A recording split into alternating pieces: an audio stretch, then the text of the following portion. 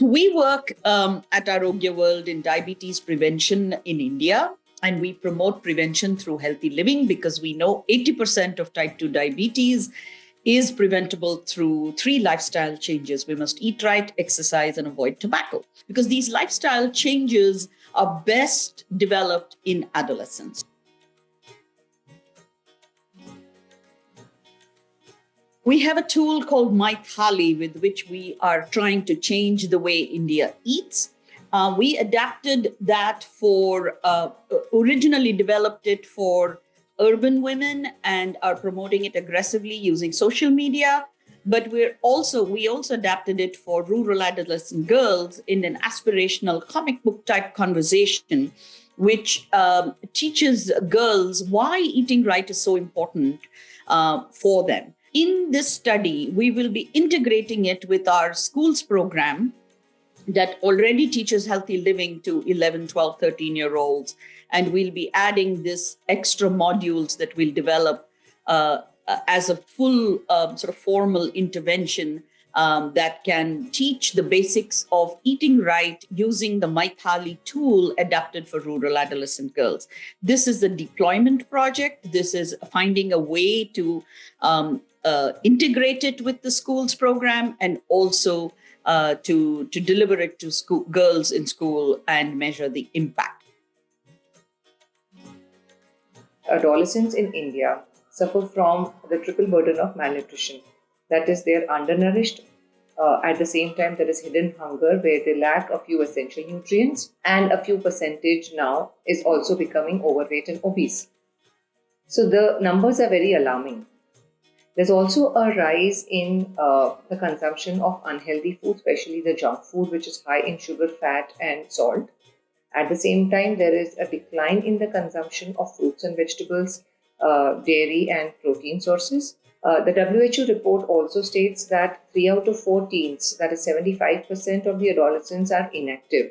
So unhealthy eating along with physical inactivity and tobacco usage increases their chances and make them more prone to chronic degenerative disorders like diabetes, cardiovascular diseases, and cancer.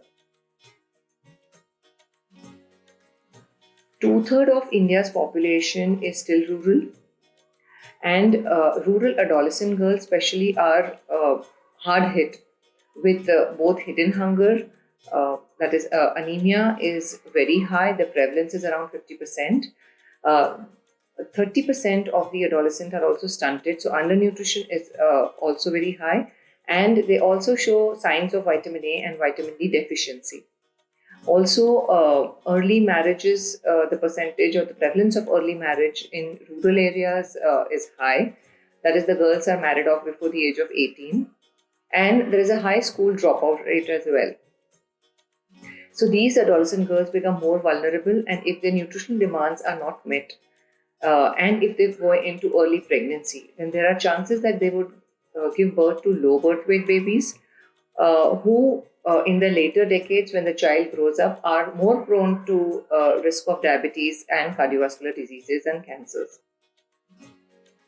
मैंने अपने जीवन में खुद देखा है कि कैसे सुधार हो रहा है मेरे स्वास्थ्य पर, और जैसे कि हम देखें पोषक तत्व कैसे ले रहे हैं, या फिर बाहर का जंक फूड भी हम नहीं खा रहे हैं। हम देखते हैं कि बाहर का जंक फूड बहुत ही हार्मफुल है और हमारे स्वास्थ्य पर प्रतिकूल प्रभाव है। इसलिए हम दूसरे बच्चों को भी सहायता वो परामर्श देंगे कि वो भी इस स्कूल में सहभागी रहें। This project stands out for 2 reasons.